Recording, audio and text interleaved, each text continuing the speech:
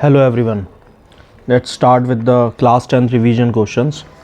So, today we have a very important topic. Let's discuss this thing. MCQ first. MCQ सबसे पहले हम discuss करते हैं. Answers आप लोग खुद से ढूंढें. जिससे होगा क्या कि थोड़ा आप भी मेहनत करें और आंसर्स को ढूंढें. इससे आपके और कंसेप्ट क्लियर होंगे. जैसे श्रीलंका है. Sri Lanka is an island nation just a few kilometer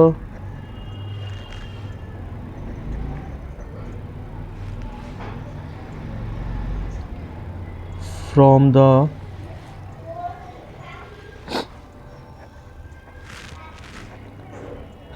southern coast of what. ये आपको देखना है ये कहाँ है. ठीक है. Let's discuss the second one. हाँ, मुझे मालूम है कुछ बच्चे ये कह रहे होंगे कि सर ये MCQ लिखा है आपने, लेकिन ये तो MCQ है ही नहीं. इसमें तो मतलब मल्टीपल चॉइस तो नहीं है ना. लेकिन उससे क्या फ़र्क पड़ता है. मान लीजिए ये क्वेश्चन आ जाए तो आप इसको क्वेश्चन आंसर के फॉर्म में लिख सकते हैं, वन वर्ड में. ठीक है. मान लीजिए ये एक फिल इन द ब्लैंक्स में आ जाए तो वो भी कर सकते हैं. इसलिए मैं इसमें ऑप्शंस नहीं दे रहा हूँ. बेसिकली क्या होता है, बच्चों को ऑप्शन देने से बच्चे ना थोड़े ना लेज़ी हो जाते हैं. वो ऑप्शंस पे डिपेंड हो जाते हैं.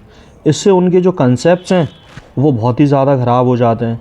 उनके कंसेप्ट बहुत अच्छे होने के लिए ज़रूरी है कि वो ना ज़्यादा से ज़्यादा उस चीज़ को रीड करें. रीड करने से ही बहुत सारी चीज़ें होती हैं. अब जैसे अगर आपने इसको ऑप्शन से याद किया होता तो होता क्या, आपको इसमें बड़ी सारी प्रॉब्लम देखनी होती. ठीक है. लेकिन अगर आपने इसको डायरेक्ट याद कर लिया तो आप कभी इन फ्यूचर कंपटीशन का एग्ज़ाम देंगे, उसमें भी ये बहुत आपको हेल्प करेगा. आई थिंक अब आप समझ गए होंगे. इसलिए मैं इसमें ऑप्शंस नहीं देता हूँ. मैं कभी भी अपने स्टूडेंट्स को ऑप्शंस नहीं देता हूँ. एक आध बार चलता है बट ठीक है, इतना ज़्यादा कोई ज़रूरत नहीं है. चलिए सेकंड वन देखते हैं. A war like conflict between two opposite groups with in a country is called what. ये तो बहुत ही सिंपल सा है. ठीक है. Let's start with the third one. Which of the following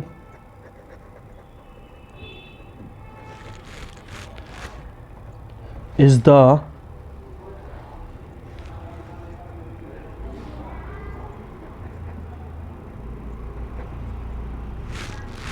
capital city of Belgium. Which of the following means which option चाहिए थे, लेकिन अब आप सिर्फ इतना याद रखिए ना कि कैपिटल सिटी ऑफ बेल्जियम क्या है.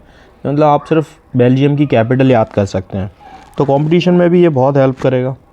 क्वेश्चन आंसर्स में तो करेगा ही. चलिए फोर्थ वन देखते हैं.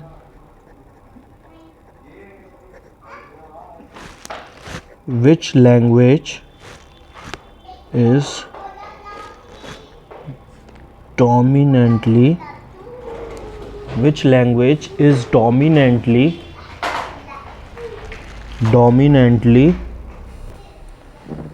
Dominantly spoken in Belgium.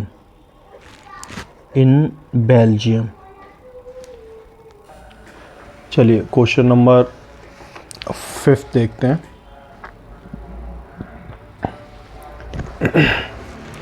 Simple सा है.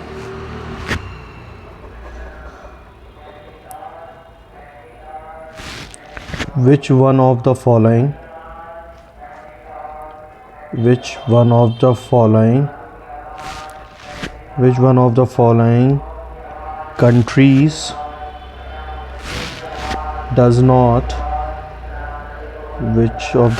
countries does not share its boundaries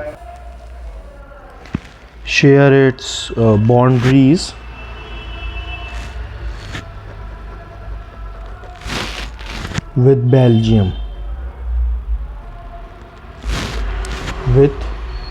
Belgium. ठीक है, सो 5 MCQ ये हमारे हैं, कोई ज़्यादा इसमें दिक्कत का विषय नहीं है। अब हम करते हैं मैच द फॉलोइंग। सो कुछ मैच द फॉलोइंग का रिवीजन करते हैं। मैचिंग है। मैचिंग में बेसिकली मैं आपको दोनों तरफ के ऑप्शंस दे देता हूँ। इससे होगा क्या, आप सही ढंग से मैच भी कर पाएंगे। ब्लैक बग, ठीक है। So black bug, Asiatic elephant,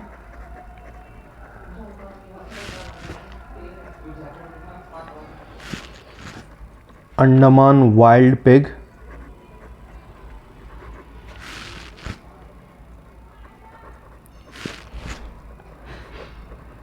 Himalayan brown beer,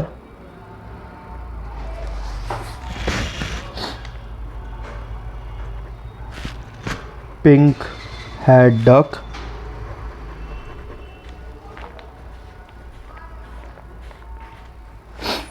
options are, इसके ऑप्शंस बहुत सिंपल। Options are extinct, rare, endemic, vulnerable and endangered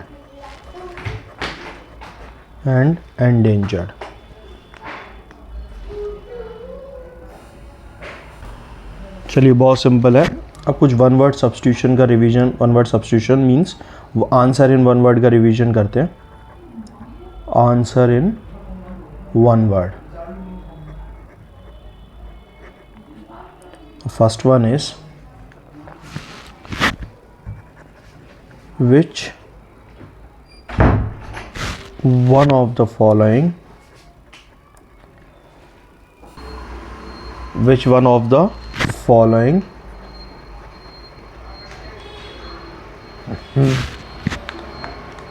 factors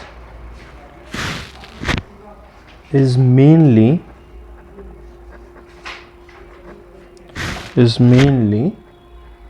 responsible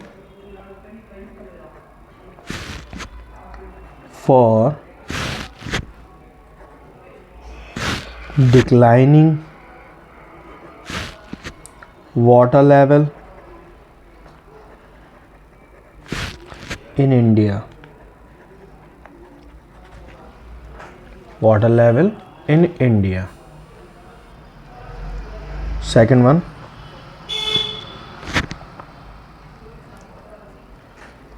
in which part of India rooftop rainwater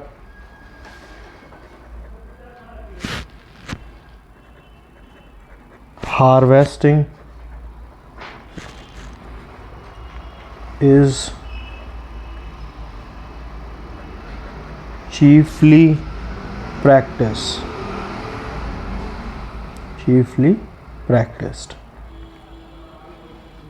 Third one,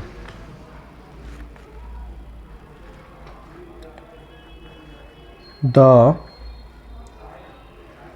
Hirakud Dam is built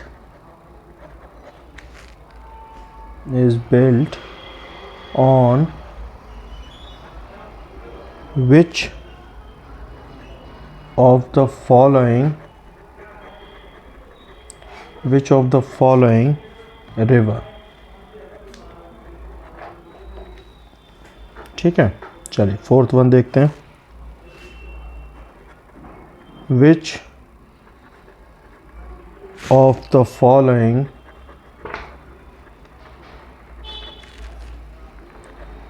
places gets the highest rainfall highest rainfall in the world, in the world. देखिए fifth one देखते हैं। Who said the dam as the temple of modern India.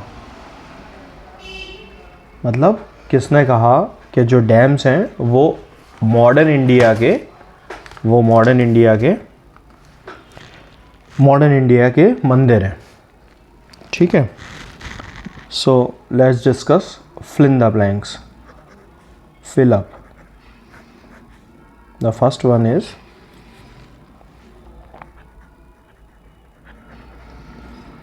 Gandhi ji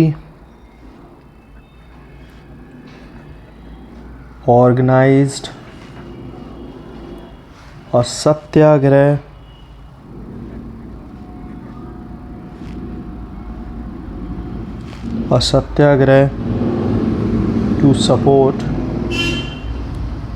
to support the peasant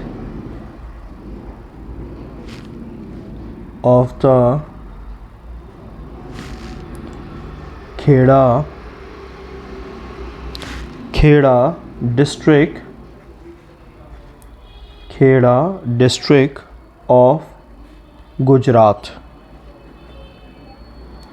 Kheda district of Gujarat. Question number second देखते हैं। When was the non-corporation and Khilafat movement began in India?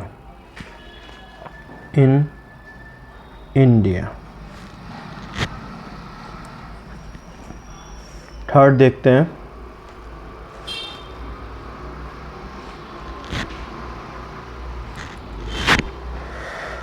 Vallabh भाई Patel led peasant movement in Bardoli, Gujarat in dash. इसमें भी fill in the blanks में यहाँ dash है और इसमें भी यहाँ डैश है, सो कंफ्यूज नहीं होना है, सबके लास्ट में ही डैश है। ऊपर वाले में भी देखिए यहाँ डैश है और ये इसमें फोर्थ वाले में ये यहाँ डैश है। फोर्थ वाले में फर्स्ट में dash province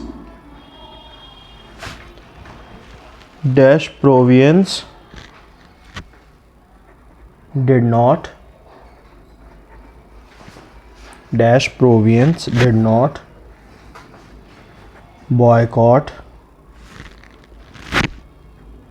the council election। Fifth one देखिए।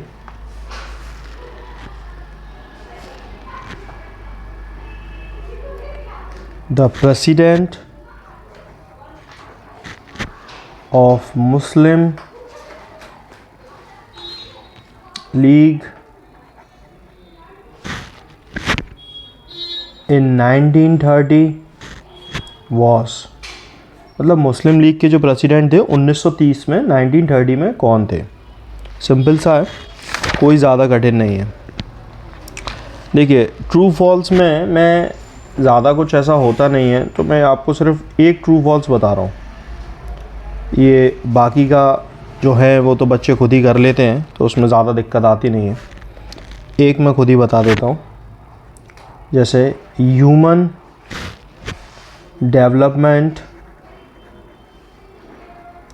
Human development report published by UNDP, true और फॉल्स। ये बच्चे आपने आपसे करें। जो ह्यूमन डेवलपमेंट रिपोर्ट है वो यूनाइटेड नेशन डेवलपमेंट प्रोग्राम यानी कि UNDP जो है वो पब्लिश करती है। सो ये आपको देखना है क्या सही है या गलत है।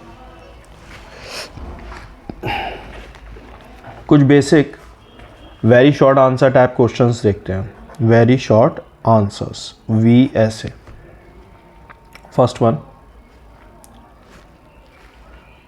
What is contour plugging? What is contour plugging? Second one,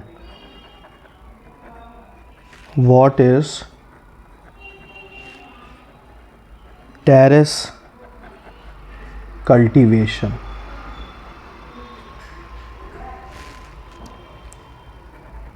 ये क्वेश्चंस ऐसे हैं जो स्टेट बोर्ड्स में डायरेक्ट पूछे जाते हैं। CBSE में तो डायरेक्ट नहीं पूछे जाते, बट CBSE में लाइक इस तरीके से पूछ सकते हैं क्या, what are the advantages of contour ploughing in India and give its merit and demerits and other factors responsibles for merit and वो मतलब other factors responsible for contour ploughing. ये कुछ ऐसे क्वेश्चंस हैं जो कि पता तो सभी को ही होने चाहिए। जब हम कंपटीशन की तैयारी करते हैं तो डायरेक्ट क्वेश्चंस आते हैं और उसमें ऑप्शंस होते हैं, तो अगर आपको उसकी बेसिक जानकारी है, बेसिक उसकी नॉलेज है, तो आप उसे ज़्यादा अच्छे से कर सकते हैं। ठीक है। सो the third one is what are biotic and abiotic resources? Give some example. Question number 4 देखिए, what is strip cropping?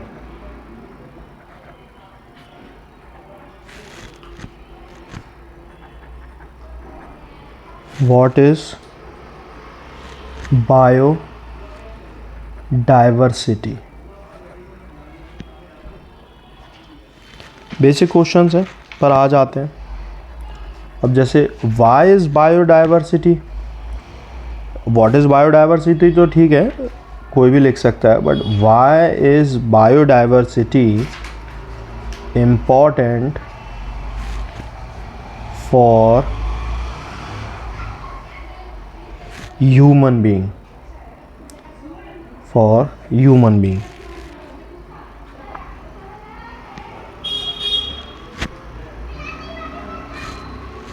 What are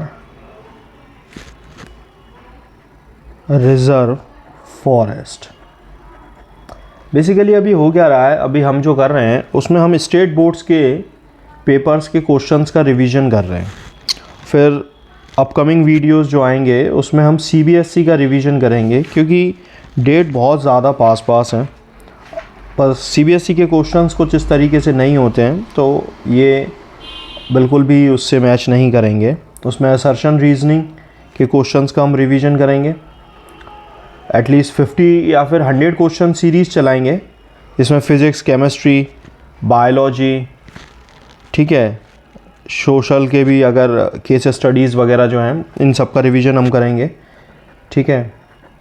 तो इसकी जो सीरीज़ है रिवीजन क्वेश्चंस की फॉर द CBSE ये बहुत ही जल्द आने वाली है, तो आप लोग बने रहें और जो वीडियोस हैं उन्हें देखें time to time.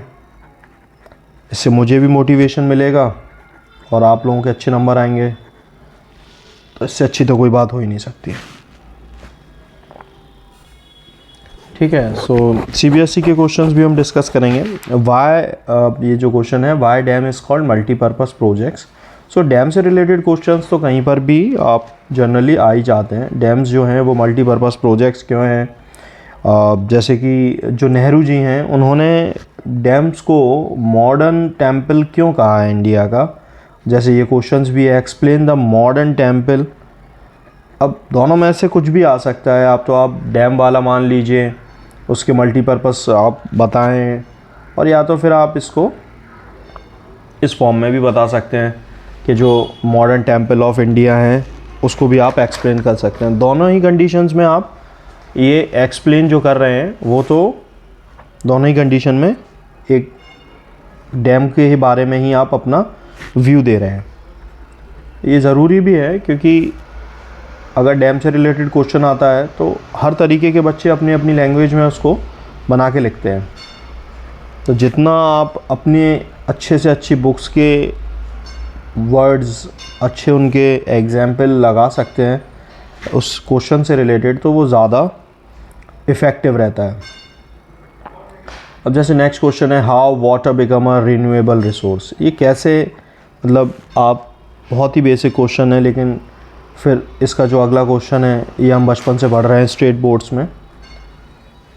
So explain the renewable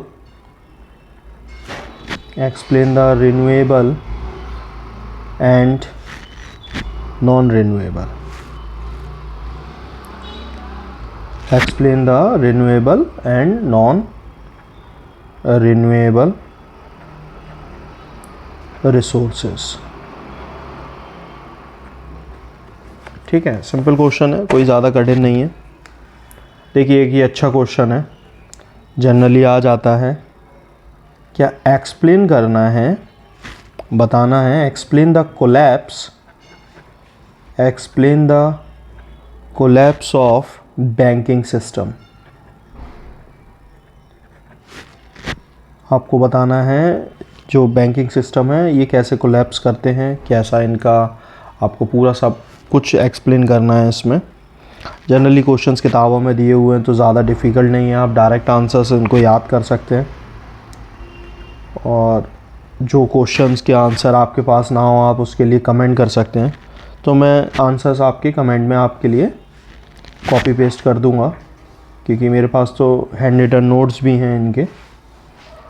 अभी कुछ महीनों बाद एक हैंड रिटन नोट्स की सीरीज़ चलाएंगे जिसमें सिर्फ टॉपिक्स में पीडीएफ फॉर्म्स होंगी और पीडीएफ फॉर्म्स को एक्सप्लेनेशन होगा जो कि टॉपर्स द्वारा हैंड रिटन नोट्स होंगे अलग अलग डिफरेंट सब्जेक्ट्स के। जैसे explain the conditions created by war. जो अभी जैसे इज़राइल फ़िलिस्तीन की लड़ाई चल रही है तो जैसे इसमें जो कंडीशंस हैं ये कैसे क्रिएट होती हैं एक लड़ाई के लिए, कैसे इसके इम्पैक्ट होते हैं जो सिविलियंस पे पड़ते हैं।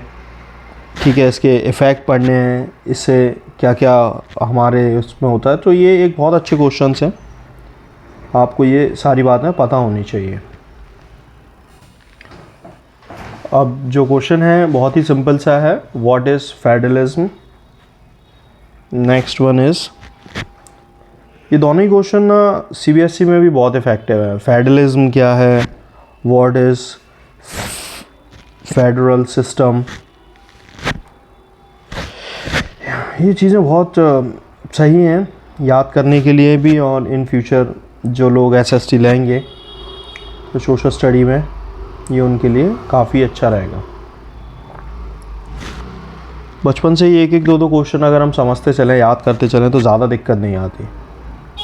अक्सर ये देखा गया है कि जो बच्चे आईएएस की तैयारी करते हैं वो सोशल को फिर ना बेसिक ना एनसीईआरटी से पढ़ना शुरू करते हैं, चाहे स्टेट बोर्ड हो, एनसीईआरटी में तमिलनाडु का बोर्ड हो।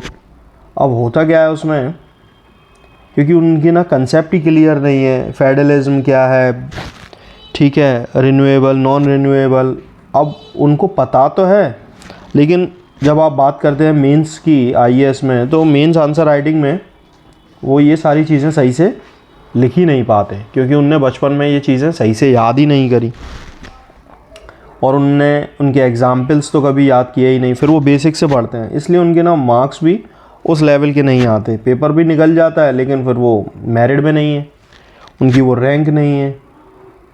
और आजकल तो एक मैं कहूँ तो एक मूवी बहुत ज़्यादा चलन में है, 12th fail.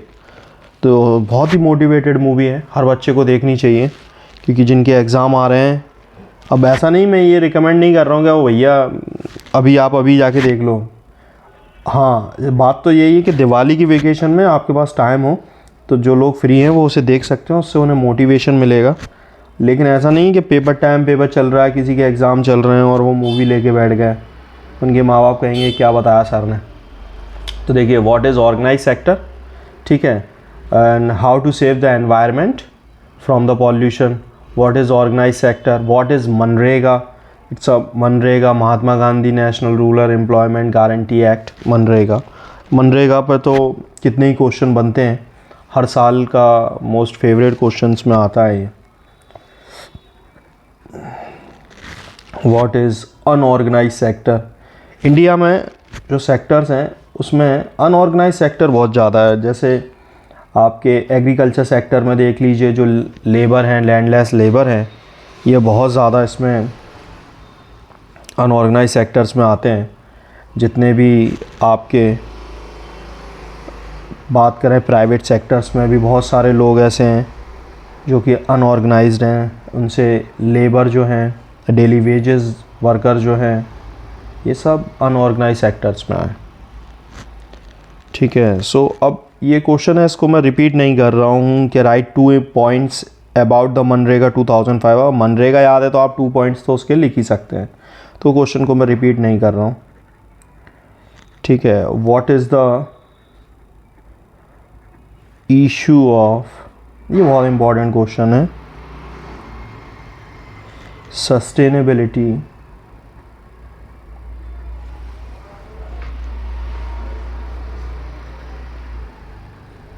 Important for development. Development भी ज़रूरी है और सस्टेनेबिलिटी भी ज़रूरी है। अब दोनों को ही लेके चलना है, हमें हमारे फॉरेस्ट बचाने हैं, हमें हमारे जितने भी नेचुरल रिसोर्सेज हैं इनको सेव करना है, और हमें डेवलपमेंट भी करना है, हमें डैम्स भी बनाने हैं, ब्रिजेस बनाने हैं, रोड्स बनानी है, इंफ्रास्ट्रक्चर बहुत ज़्यादा मजबूत करना है। तो ज़रूरी हो जाता है कि हम दोनों ही चीज़ों को साथ में लेके चलें और बैलेंस करना बहुत ज़रूरी है। Why do we use averages, averages हम क्यों इस्तेमाल करते हैं, और इसको हम एक्सप्लेन भी करें तो explain it's limitations, explain it's limitations, ये बहुत ही इम्पोर्टेंट क्वेश्चंस हैं। हमें ज़्यादा अब नहीं जाएंगे, पहले इतनों का ही रिवीजन कर लीजिए, बस लास्ट 2 क्वेश्चन मैं आपको और बताता हूँ तो वो देखिएगा। फिर 1-2 क्वेश्चन का रिवीजन कल हम रात में 1-2 क्वेश्चन और, बस 5 क्वेश्चन मैं कल आपको इसी टाइम पर और अपलोड कर दूँगा, तो आप उन्हें और देख सकते हैं। बट हम सबका फेवरेट स्टेट बोर्ड के लिए what is Jallianwala Bagh massacre, what is Jallianwala Bagh massacre, and what is Simon commission. ये दो क्वेश्चन हैं, ये स्टेट बोर्ड के अलावा भी हर जगह ही पूछे जाते हैं। चलिए, जितने क्वेश्चंस दिए उनका अच्छे से रिवीजन करिए, और कल का आपके पास दिन है, परसों का दिन है, और पूरा साल है अभी। जितने क्वेश्चंस बताए उनको अच्छे से याद करिए, और मिलते हैं। Take care, good night.